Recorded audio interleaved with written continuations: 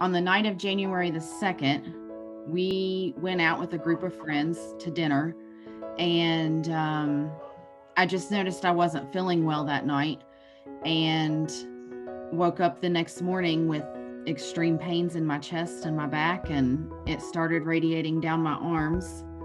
And I had told my husband that he needed to get me to the hospital very quickly. I end up at Summersville Hospital. They do not have a cardiologist on hand, and at the time was right in the middle of all of the COVID outbreaks that were in the hospitals. The hospitals were full. They did blood work on me and came back and told me that my troponin levels were elevated. I was doing all this by myself because they also would not allow my husband, my mom, my dad, anybody in the hospital with me. So we were doing all this through FaceTime. And they did another blood draw, and my troponin levels had actually raised significantly. Did another troponin draw, and at this point, my troponin levels were, they were off the charts, basically. I believe it was 10.7 is what it was. I know at one point in time when they did a troponin draw on me that my levels were at a 75.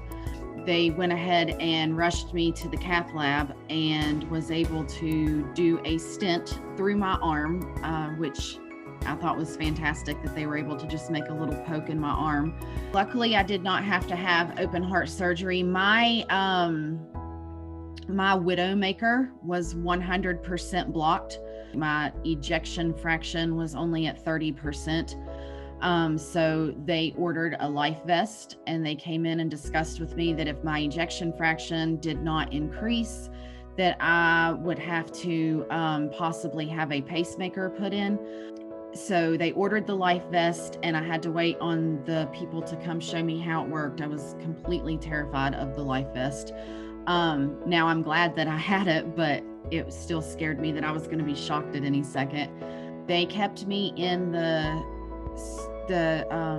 cardiac ICU for 2 days, and then they moved me out to a step down room on the third day, and my husband was finally able to see me on the third day when they moved me out to the step down unit. They explained to me that the ejection fraction would only improve if I was able to rehab my heart back up, since it is a muscle, that I could move it, or I could get it strong enough to not have to wear the life vest. They were giving me 3 months to do this.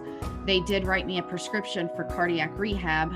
We come home, and myself and my husband were a little overwhelmed with, this new diet that we have to do to make sure that my heart's functioning.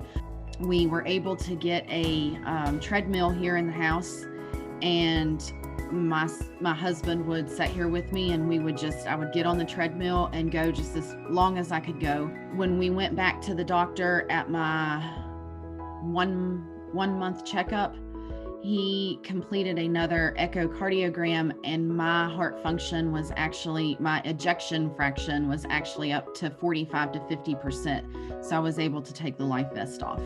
We're back to our normal hectic life. I mean, we were by no means, somebody that stayed at home all the time. My husband runs the Little League football program here, and I sat on the board. I sat on the board for our Little League baseball and softball program.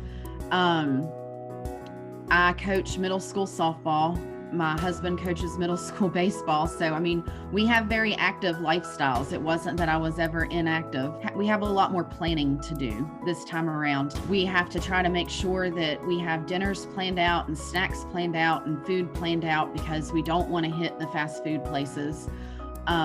There's really nothing heart healthy that I have been able to find that works with fast food. So, the fact that people can get out there and support these missions and support the cause and everything for the American Heart Association is fantastic, that we'll be able to help other people out in the future. Who would have ever thought that we would have been able to go through my arm to fix a massive heart attack?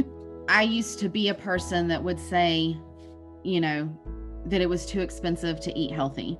I couldn't eat healthy because it was too expensive. But after purchasing the food and everything, It really isn't that much more expensive. The doctor bill that I received from this heart attack, that was ambulance ride, emergency room and everything, that was close to $70,000, was a lot more expensive than any grocery bill's ever been. And the fact that, I left my babies here at the house. I have an 11-year-old daughter and a 5-year-old son. My 11-year-old daughter, ironically, wants to be a pediatric cardiologist, so she kind of understood and knew what was going on. She reads up on it and watches YouTube videos on surgeries and stuff. She knew what was going on. My 5-year-old son had no idea, but they were both scared to death. So the fact that I'm able now to hopefully, be able to eat better and change my lifestyle to be here for them and to not leave them in that predicament again, is a huge mission. And I think that if anybody wants to take a look at their children or their family, that's one thing that should make you want to do better for yourself, your diet, your exercise. I don't ever want to put my family through that again if it's something that I can control.